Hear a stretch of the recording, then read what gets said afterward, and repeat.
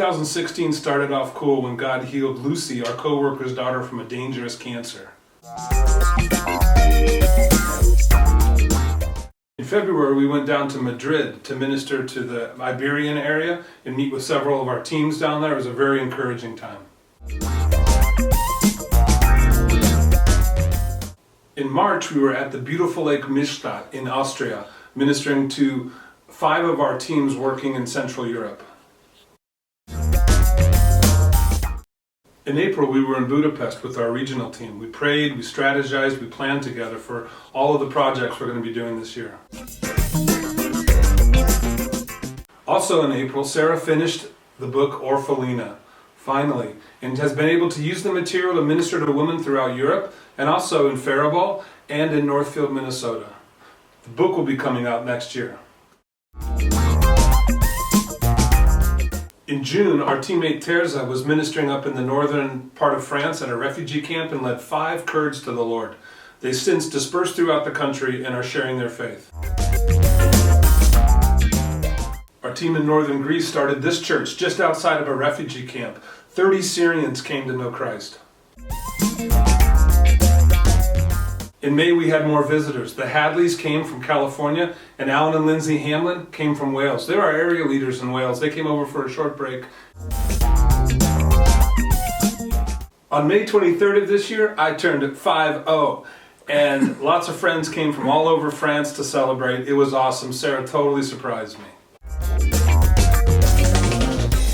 In June of this year, Charles and Mary Kay took over the leadership of France, and they're leading our church planting teams here, doing a fabulous job. In June, we went to America! Yay! The first 4th of July, the girls have really celebrated. Fireworks all over the place. It was amazing. Barbecues, hamburgers, everything, lakes. In July, we got to celebrate Fred and Charlotte's 50th anniversary. Cousins came from all over the country, and we were together and had an awesome time.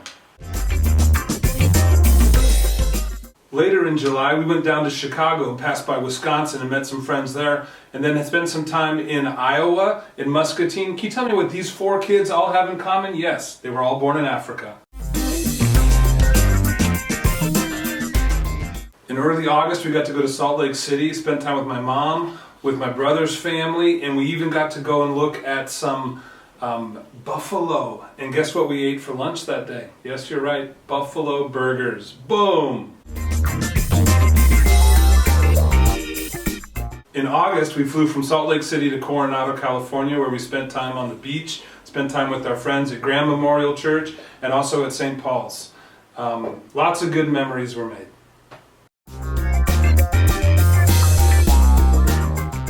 We finished our summer in the USA at this Minnesota State Fair. Fried cheese, fried pickles, fried everything.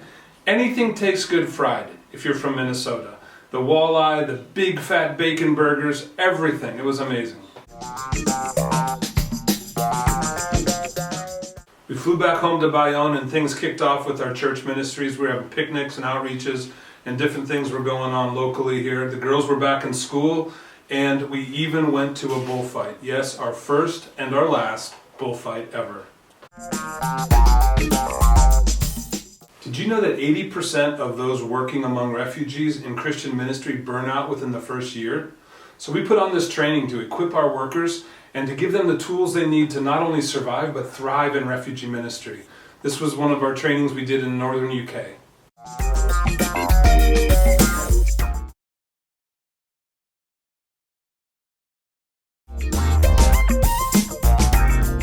One of our big projects of the year was EuroIntent Leadership Development.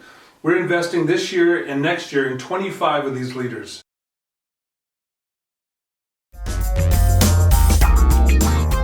As per Curry tradition, Thanksgiving at KFC.